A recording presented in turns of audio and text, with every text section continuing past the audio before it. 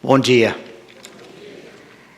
É um prazer imenso. Essa igreja é uma das minhas prediletas, vamos dizer assim, está em segundo lugar. A primeira é onde eu participo e sou pastor.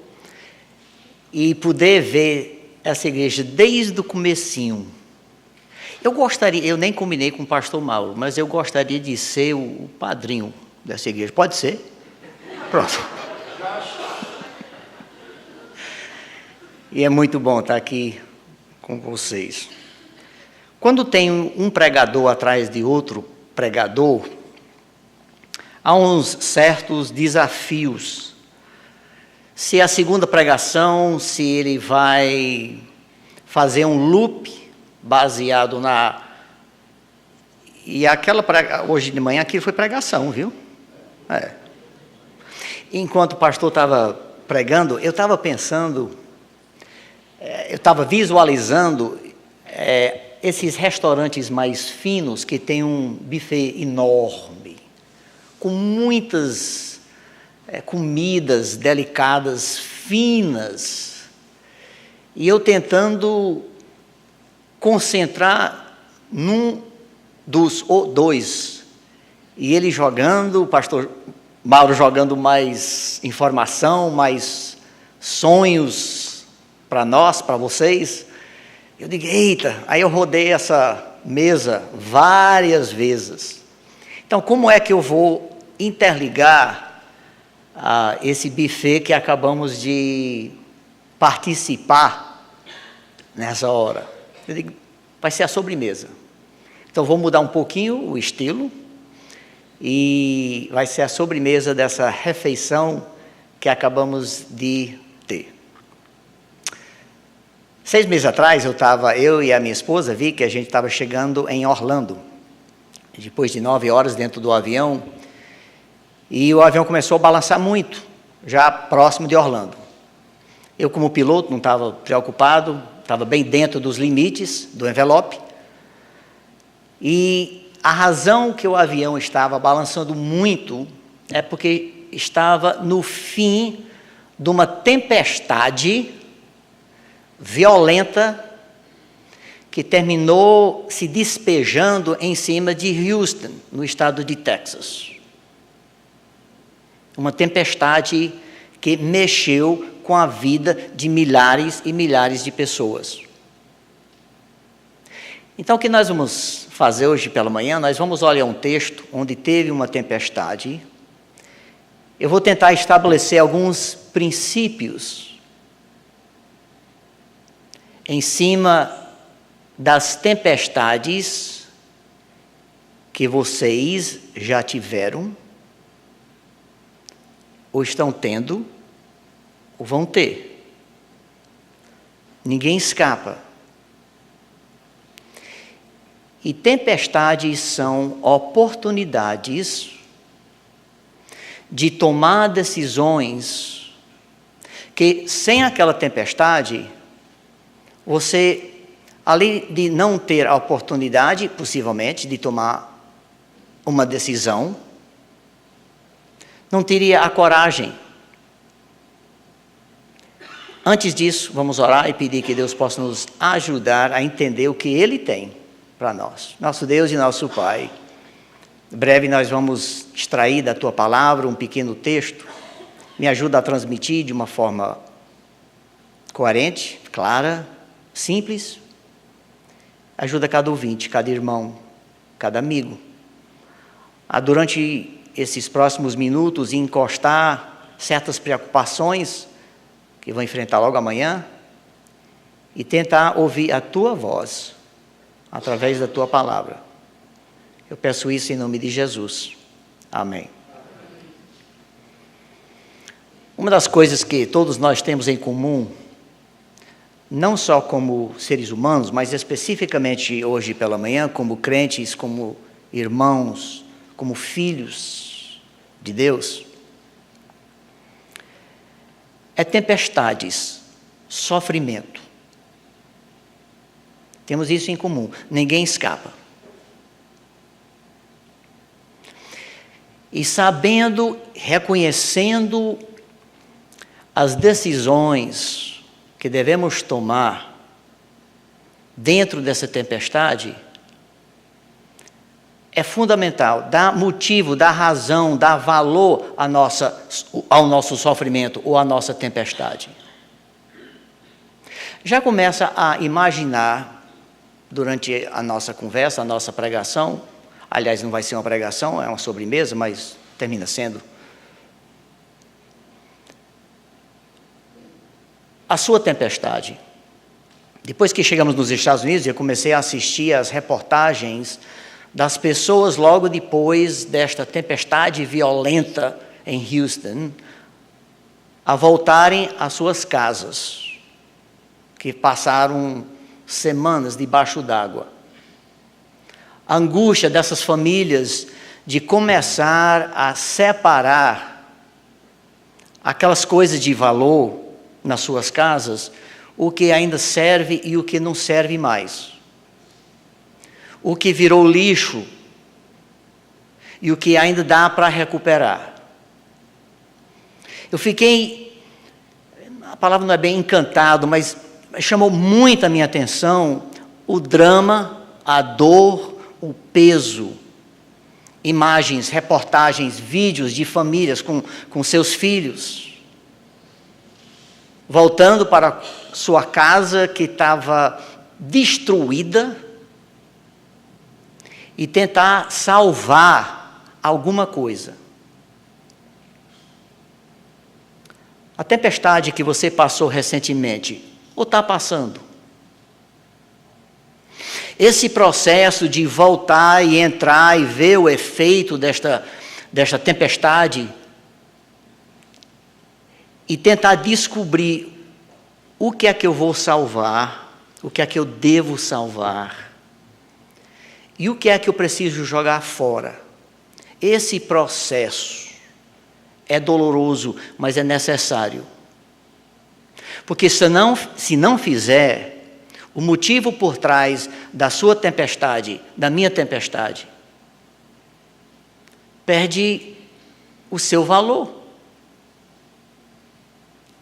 E Deus nunca joga fora o sofrimento ou a tempestade do seu povo. Nunca é por acaso. Tem razão, tem motivo por trás. Ele nunca joga no lixo. O texto que nós vamos olhar se encontra em Mateus capítulo 14.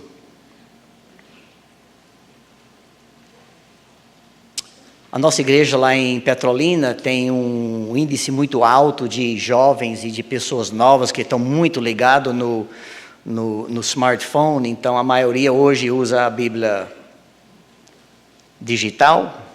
Fica à vontade, o analógico ou o digital. E vamos examinar Mateus capítulo 14, uma tempestade. E o que eu quero fazer com esse texto é extrair, junto com vocês, 3 princípios que eu espero que você possa usar na sua tempestade. E cá entre nós, mesmo que eu não conheça vocês individualmente, a maioria de nós estamos numa tempestade.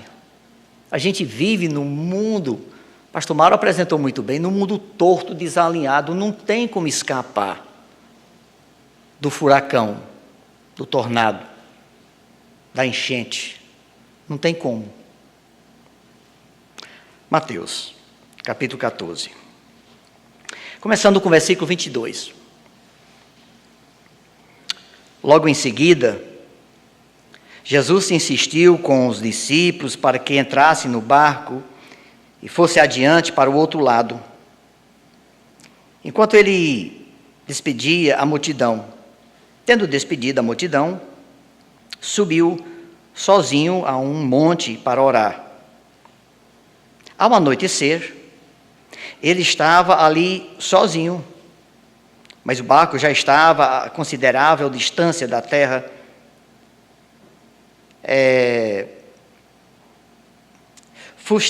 rastejando pelas ondas, porque o vento soprava contra ele, alta madrugada. Jesus dirigiu-se a eles, andando sobre o mar. Andando sobre o mar. E quando viram, andando sobre o mar, ficaram aterrorizados e disseram, é um fantasma, e gritaram de medo.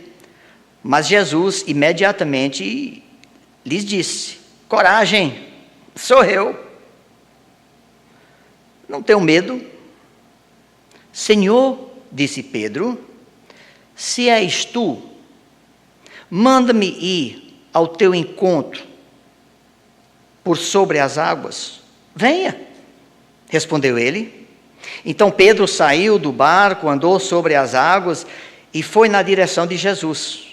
Mas, quando reparou no vento, ficou com medo e, começando a afundar, gritou, Senhor, salva-me. Imediatamente, Jesus estendeu a mão e o segurou. E disse, homem de pequena fé, por que você duvidou? Quando entraram no barco, o vento cessou. Então, os que estavam no barco o adoraram, dizendo, verdadeiramente, tu és o Filho de Deus. Qualquer tempestade na sua vida é uma oportunidade de mudar algo na sua vida como nunca antes. Vocês, como esta igreja, vão ter tempestades, dificuldades no futuro. Algo certo. E dependendo da intensidade da tempestade, vai dar oportunidade de decisões, de mudanças em proporção ao tamanho da tempestade.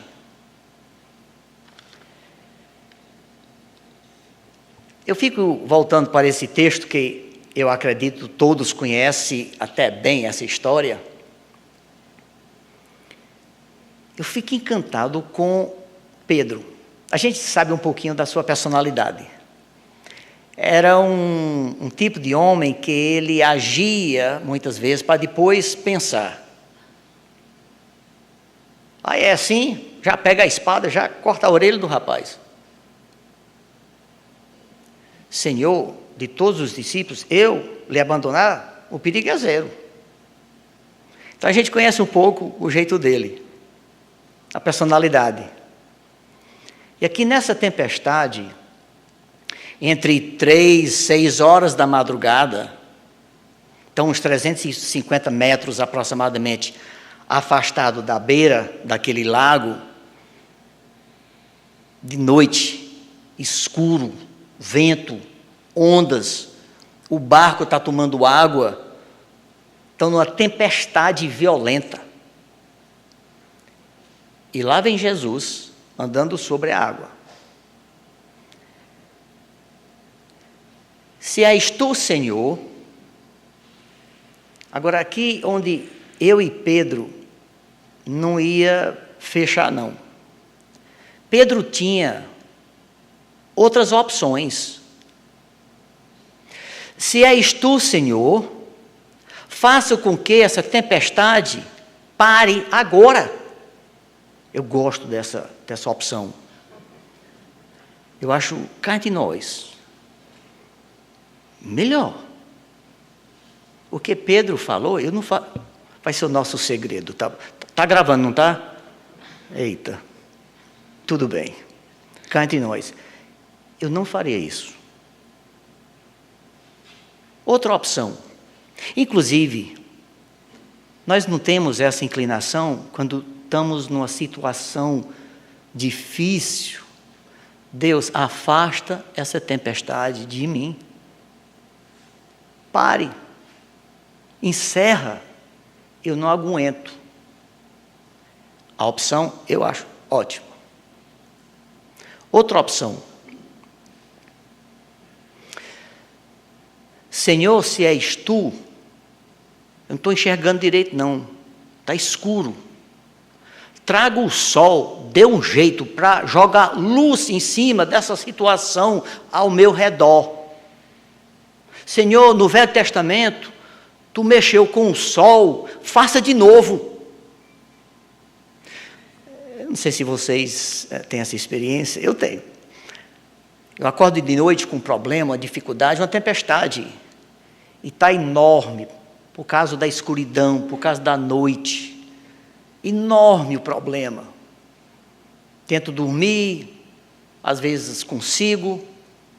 Acordo, os passarinhos estão cantando, tomo um cafezinho em Três Corações. E lá para 10, 11 horas, eu lembro do problema que ficou deste tamanho. Por causa das atividades do dia, o sol, os passarinhos. Mas durante a noite, durante a escuridão, o problema estava enorme, bem maior do que deveria estar. Então, outra opção que Pedro poderia ter, se és tu, Senhor, joga a luz, traga o sol. Outra opção que eu acho mais prático, se és tu, Senhor, entra aqui dentro do barco que estamos afundando. E a gente não está dando conta da água. Venha correndo, Senhor, entra nessa situação, entra na minha tempestade, faça parte do meu barquinho, da minha vida, que estou afundando. Opção ótima. Outra opção. Senhor, se és tu, mande João, ele não é teu amigo, mande ele andar sobre as águas. Até essa, cá entre nós, é uma boa.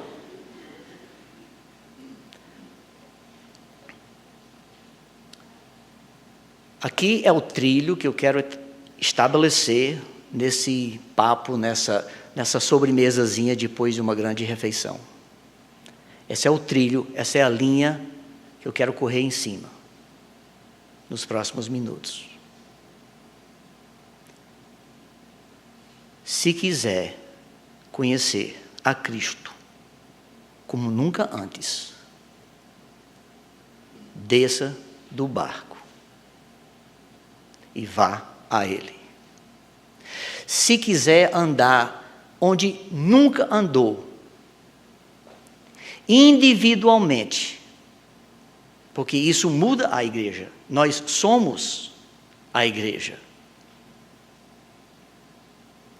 Ela não é um corpo assim solto, uma entidade solta com um CNPJ. É gente. Então, se uma igreja é para mudar, no meio de uma tempestade, ou enfrentar uma tempestade, é algo pessoal. É nós. Quer pisar onde nunca pisou? Vocês estão além de ser 10 anos, que é um número bonito, 10 é mais bonito do que 9, 11, eu não sei porquê, mas é. Historicamente, vocês estão num momento fantástico. As instalações, mexe, faz parte, é forte. É forte. O fato de ser 10 anos. O fato de eu poder estar aqui depois de 10 anos, em vez de pregar para Mauro e Sandra, olha aqui. Então, é um momento como, de uma certa forma, como nunca antes. Quer ir onde nunca andou? Desça do barco. E o meu alvo vai ser que cada um de vocês define o seu barco. Que barco é esse da qual Timóteo está falando que eu devo descer e andar em rumo, em direção ao Senhor? Então, vou tentar desenrolar isso com vocês.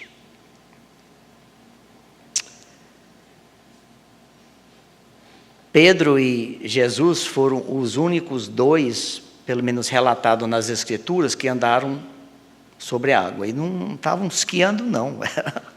Era andando mesmo. Os únicos dois. Os outros discípulos, não. Não tiveram essa coragem, não sei o que foi, mas Pedro teve. E ficou marcado na história. Para sair do seu barco, eu quero fazer 3 observações. O primeiro, baseado em versículo 27, precisa de coragem. O segundo, precisa de fé, versículo 29. E o terceiro, precisa de foco, versículo 30. Coragem. Coragem é uma palavra que é mal entendida. Lembra quando você era criança, e a criança pode lembrar da sua própria vida atual? Lá na escolinha sempre tinha alguém, geralmente um garoto, que se você apostasse que ele não fizesse isso ou aquilo, ele faria. Aquele danadinho. O que ele fazia era só incentivar.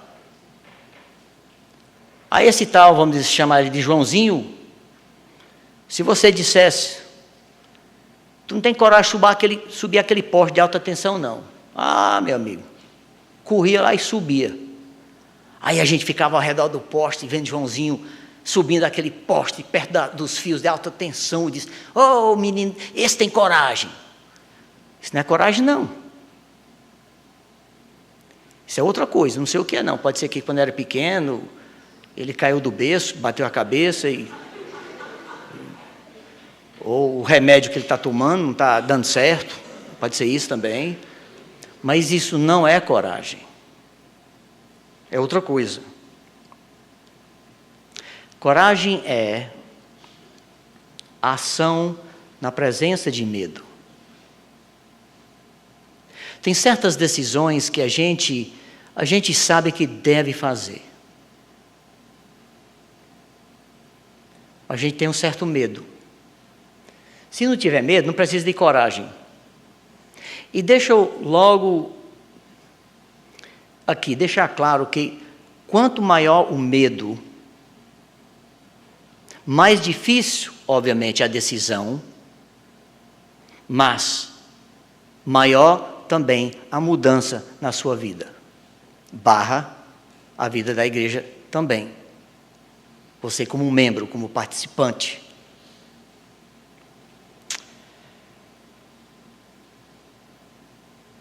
Mudança sempre traz medo. Medo de quê? Medo de ser mal entendido. A gente nunca quer ser mal entendido, mas tem os exemplos.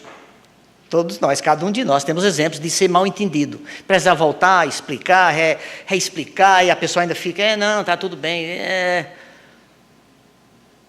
E qualquer decisão de peso corre o risco de ser mal entendido. É por isso que precisa de coragem, ação na presença de medo. Medo de ser rejeitado. Desenhado dentro do nosso DNA, há uma vontade enorme de ser aceito, de ser aceitado pelas pessoas ao nosso redor. Faz parte de ser humano. Então, corre esse risco. Com essas decisões de peso no meio de uma tempestade, que muitas vezes envolve tempestades do passado, onde a gente tem de ou deve voltar para aquela casa destruída pelo furacão e começar a separar certos objetos, certas pessoas, certos certas atitudes, seja lá o que for. Mas a necessidade, sim, de voltar para aquela crise, aquela tempestade, e decidir o que vai ficar e o que não serve mais. Esse trabalho é doloroso, mas é necessário. É necessário. Coragem. Medo de tomar a decisão e não cumprir. Nós não temos exemplos nas nossas vidas de decisões, entre aspas, que tomamos e não deu em coisa nenhuma. Isso traz medo. É por isso que precisamos de coragem. Se você está prestes a tomar uma decisão e não está sentindo medo, essa decisão não vai influir muita coisa na sua vida. Não vai ter um impacto. Não vai. Porque coragem, medo, está diretamente relacionado ao impacto, à mudança que aquela decisão vai tomar na sua vida, vai fazer na sua vida. Número 2. Fé ou confiança. Confiança pode ser baseada em experiência. Tem irmãos que têm já um bom tempo, muitos exemplos da sua própria vida, daquilo que Deus tem feito em situações ou tempestades específicas. Já tem um rastro, já tem um histórico. Então, ter a confiança ou ter fé, se és tu, Senhor, esta fé, você já tem uma base e vai precisar depender. Vai precisar usar essas experiências do passado como um apoio para lhe ajudar na crise atual. Nem todo crente tem muita experiência, não tem tido muita intimidade com Cristo, não tem essa base. Eu sugiro que procure um crente que tem a experiência, que pode lhe ajudar em ter essa confiança, essa fé, essa segurança. É uma ótima opção. As próprias Escrituras. O apóstolo Paulo, ele era acadêmico, ele entendia a lei, estudou, de uma certa forma ele era um advogado. Ele escreveu um texto, bem conhecido, eu vou ler, não precisa nem ir lá, mas é escrito, é tipo um contrato bem feito. Quando tem duas entidades, duas empresas que vão negociar algo que eles têm em comum, cada um traz os seus advogados e faz um contrato, escreve um contrato através dos advogados para poder amarrar o máximo possível dos dois lados. E tem de ser bom para os dois. Se essa empresa não cumprir, tem de ter multas, por exemplo. Tem maneiras de fechar um contrato para não ter, assim, em inglês a gente chama de wiggle worm, eu não sei como traduzir isso em cearense ou em português, mas não tem maneira de escapar, de sair, de desmanchar o contrato. E não é por acaso que quando Paulo fala da nossa salvação, do nosso vínculo com Deus em Cristo, olha como é que ele escreve aqui, me acompanha, Romanos 8:38, conhecemos bem. Pois estou convencido de que nem morte, nem vida. Já mexeu com muita coisa aí. Inclusive, ele poderia parar aí. E o contrato está muito bem fechado.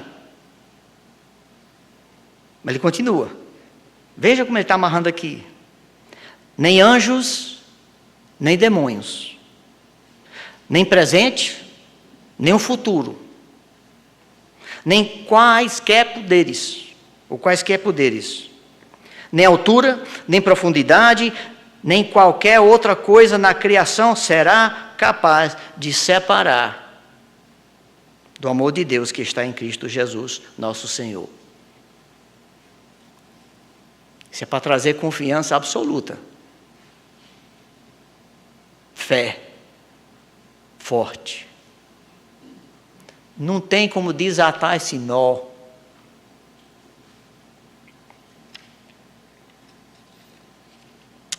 E o terceiro.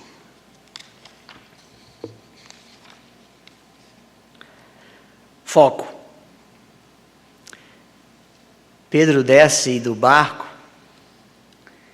e começa a olhar ao seu redor e começa a afundar. A palavra imediatamente aparece 2 vezes no texto que foi lido, que nós olhamos em Mateus. Eu gosto dessa palavra, imediatamente. Porque Jesus tinha a opção, quando Pedro começou a afundar, de fazer como a gente faz às vezes com os nossos filhos. Amigo, tu entrou nessa, tu agora vai aprender. Tu vai até o fundo. Eu quero que tu aprenda. Cristo não foi assim, não. Imediatamente. Isso é bom, eu gosto dessa palavra, desse conceito, desta ideia, desse texto. Foco exige esforço, concentração. Ele não vem sozinho. Gálatas 5, onde fala... O foco da qual eu falo é apresentado nas Escrituras de várias maneiras. Em Gálatas 6, ou em 5, em relação a características do Espírito, o pastor Mauro falou, foi um dos pratos no buffet, que nós rodamos aí. Fala de domínio próprio. É algo que o Espírito que habita em nós nos dá, uma característica dele na nossa vida.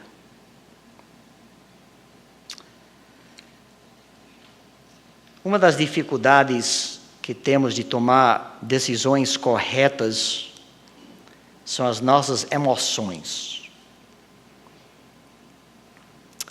E todos nós temos. Para não ter emoção é não ser humano. Há um equilíbrio, de vez em quando eu trago no estudo, vou trazer aqui uma maneira de explicar, que aqui vai nos ajudar em relação a tomar essas decisões de descer do barco. De você descer do seu barco, de eu descer do meu. Eu tenho o meu. Está definido e não é fácil. Imagina uma balança numa feira livre. Um lado tem as nossas emoções, o outro lado tem o nosso raciocínio, a nossa razão. E estamos prestes a tomar uma decisão, há uma necessidade de tomar uma decisão. E na proporção que as nossas emoções sobem, o nosso raciocínio, bom senso, diminui. E vice-versa. Temos exemplos, não temos? De decisões que nós tomamos e a gente estava desse jeito. As emoções lá em cima, o raciocínio, o bom senso lá embaixo. E falamos coisas que jamais era para falar. Fazer coisas que jamais era para fazer. E hoje, na vida de cada um de nós, tem pessoas que foram danificadas por nós, por causa desse desequilíbrio. O inverso também gera danos. Na proporção que as emoções vão diminuindo e sendo cada vez mais controlados, e o raciocínio e o bom senso vai subindo, a gente se torna frio, objetivo demais, muito lógico. Isso também danifica, maltrata pessoas, às vezes pessoas queridas. Então, uma parte deste ponto de foco é ficar ligado, monitorar, antes de tomar essa decisão. E eu estou falando de decisões que, se não tomar, é pecado. A gente tem uma facilidade, especialmente nós que somos pregadores e missionários e religiosos, a gente tem uma facilidade de dar uma lista rápida de pecados que não devemos cometer. A gente conhece 10 bem ligeirinho. E a gente pode adicionar mais 10, mais 20, mais 50. É só pensar um pouco, não faça isso, não faça, não faça, não faça, não faça, não faça, não faça. Muito fácil. Estamos quase programados. Tiago 5 fala de outro tipo de pecado. Algo em não fazer é pecado. Essa lista, se eu pedir, faça uma lista de 20, é mais complicado, né? Que a gente não pensa muito nessa linha. De erros, de pecados que estamos cometendo em não tomar uma decisão, em não fazer, em não dizer, em não voltar para os danos da tempestade e separar. Não, deixa quieto, deixa quieto. Pecados que a gente comete é muito fácil de analisar, pelo menos é bem mais fácil do que um tipo de pecado que se torna pecado em não tomar a decisão, em não fazer.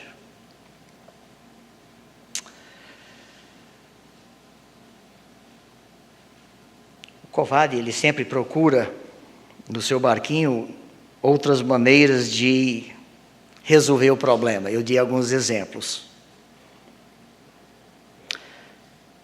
Deixa eu terminar com essas perguntas. Você pessoalmente, você quer andar onde nunca andou? Ou quer ficar quieto? Quer pisar onde nunca pisou? Quer conhecer o mesmo Jesus que caminhou sobre as águas como nunca antes? Define o seu barco. Desça. Vá. Se és tu, Senhor, que está dentro desse furacão, hoje pela manhã, de uma certa forma, através dessa passagem, Ele está dizendo sim. Venha. Sou eu. Venha. Tem risco? Falamos disso.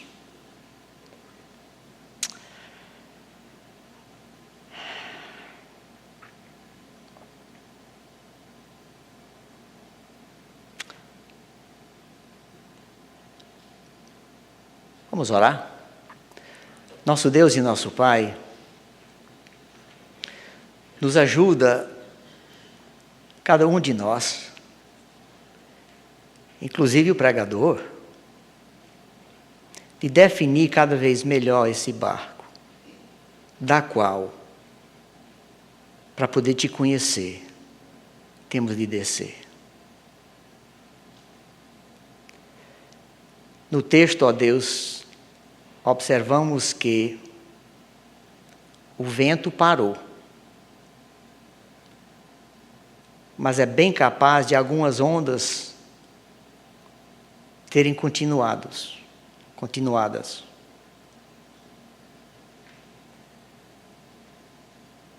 Nos ajuda, nos dê a coragem necessária, nos dê a confiança e o foco de andar onde nunca andamos. E através disso, fazer com que esta igreja chegue a andar onde nunca andou. Nos ajuda não só de uma forma coletiva, mas de uma forma individual. Definir, descer e andar ao teu filho. É no nome dele, é por causa dele que nós estamos aqui hoje de manhã. É por isso que a gente fala das Escrituras. É no nome dele, Jesus Cristo, que nós oramos e pedimos. Amém.